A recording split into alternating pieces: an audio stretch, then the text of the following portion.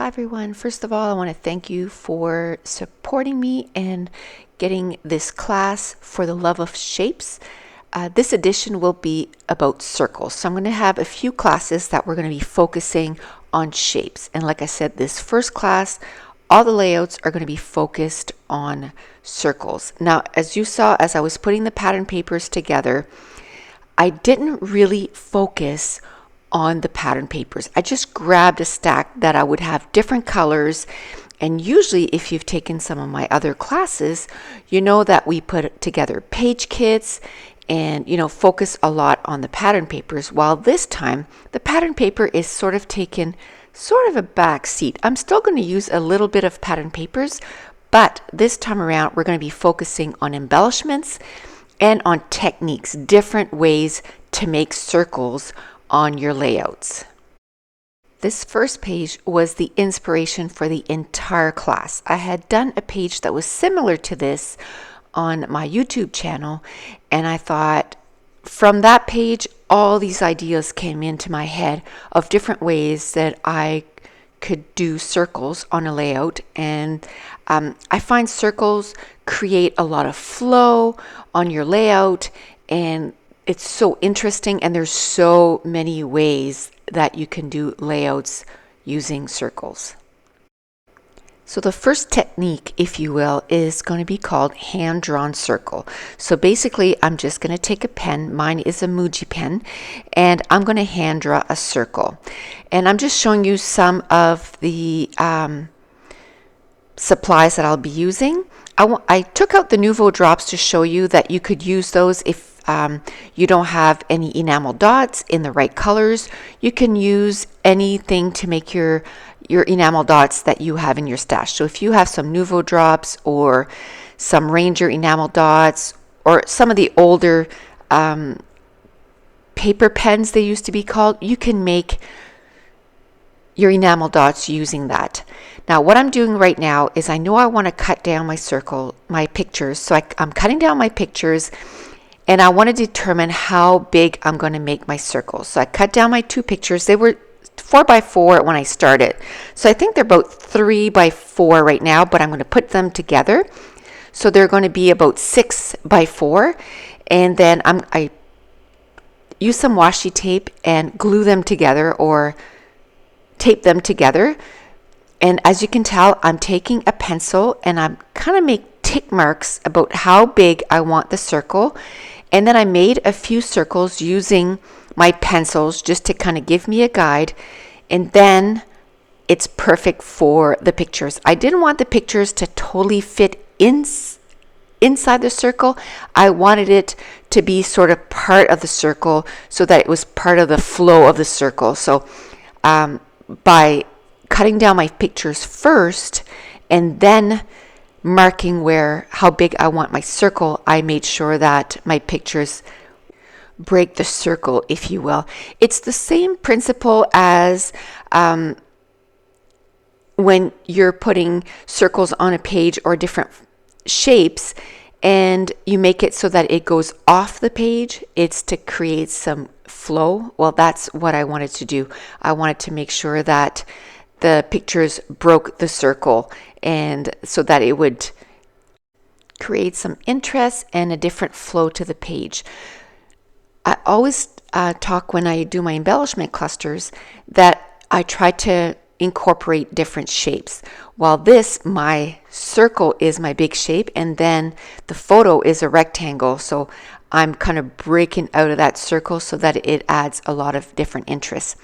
Now, before I go anywhere or I do anything else, I'm going to add my sprays to the background. So this page, I decided to go with green and black. So I used the Luscious Lime from Lindy Stamp Gang and the Heidi Swap in Color Shine in black. And I made quite a bit of splatters all around the page because I want to add some embellishment clusters all around the circle. And again, I'm going to stay within the circle, like within the lines that I drew, and then just a little bit on the outside. And by putting the splatters, it makes it so that it kind of expanded my circle a little bit. So I'm going to put my enamel dots out where the splatters are. Now, one of the first things I did was mat the photo in black. And because I decided to go with green and black, I matted the photo in with a black cardstock, and then I mounted it on a pattern paper. And the paper is crepe paper, Party Day, Wish, and that was made in 2012. So this is 5 years old.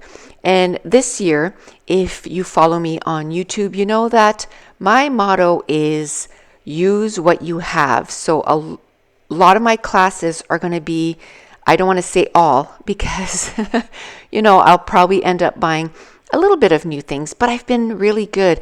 I've been using what I have. So I've been going into my stash and using the papers that I have. And that's the biggest thing that I can tell you right now is as you're going through these layouts or this class, go through your pattern papers. Don't try to match all the pattern papers that I had because, again, this was in 2012. But go through your stash and grab the pattern papers that you've had in your stash for a while. And again, start with, a ton of them. And then as you're gathering pictures and everything, then dwindle it down to like 1 or 2 or maybe even 5 to do that specific page. But then at the end, at least you've used, 10 or 15 pattern papers that have been sitting in your stash for maybe 5 years. So as I'm going through the supplies that I had put for this class, for this page, I had looked at my pictures and I thought, there's a lot of green, and then you have the kids in the background, and a lot of their clothes is black. So that's where I decided with the green and the black because I figured it would really make the page pop. And one thing that I love doing is adding black with vibrant colors like that. It really makes the color that you're using really pop on the page. So now I'm just using the embellishments that I had set aside for this page, and I'm going around the layout and I'm making little embellishment clusters. I decided to use stars, and really one of the only reasons that I decided to use stars is as I'm going through my embellishment clusters, there was one big green star. So then as I found that and I'm like, ooh, that'll go really well with this page. Then I found the enamel shapes that were the stars in black, and then I decided to add some just regular enamel circles in black and in green. And I'm putting them randomly around the circle because I'm really trying to make the flow of the circle really stand out. Now, another thing that I really like for this page is there's a lot of white space. And because of that white space, it's really making the pictures pop. Now, I was looking at those alphas, but they're actually navy and not black. So then I decided to go with these freckle fond alpha stickers. And the title of this page is going to be Hello, Better Shared. And as you can tell, there was a little label that I had decided to put on top of the photo, and then a little row of hearts, and that was the perfect place to put my title. And so I'm going to put the word shared on top of that, and then on the label, with some other little alpha stickers, I'm going to put better. So hello, better shared. And the reason for that, and those are Lily Bee designs and super old stickers again, and I don't believe that company is even still in business. So again, use what you have in your stash. And the reason for that, the title, is because in the journaling, I'm talking about how the year before we had gone just ourselves, like my husband, myself, and my son. And this year, the year after, we had gone with my daughter and her fiance, and it was better shared. It was so fun to go up the mountain again and share the beauty with them. Now we're almost done this page. I'm just going to glue down this enamel shape, and I know it's kind of sticky, but I've had them for quite a while, so they're not as sticky as they should be. And that little fine line bottle, what I have in there is, okay, so what I have in that bottle is called Scotch Quick Dry Adhesive. And I guess now the new formulated brand is Scotch Quick Dry Tacky Glue. And I got that at Michael's. And you can put it in your fine line bottle and only a little bit of glue comes out at a time. And it makes it great for putting in small embellishments. Now I've cut down my cardstock by about 1/4 to 1/2 inch, and I'm going to mount it on my black cardstock. Now, as you can tell, I had mounted my photo in the center of the cardstock, and I like doing that because it's less waste. Now, instead of mounting my pattern paper right in the center, I mounted it to the bottom right of the layout, and that way, instead of having black cardstock on all 4 sides, it's only at the top and the right side. And I find when you have pictures that are sort of facing towards the right, it's nice to do that. It kind of gives you a different look for your page, and I like doing that once in a while. Now I've done my journaling, and now I'm going to add the date using a roller date stamp, and that was in July of 2016. So this page is done. So I'm going to slow down the video and show you some close-ups of all the page, but also I'll tack on the pictures at the end.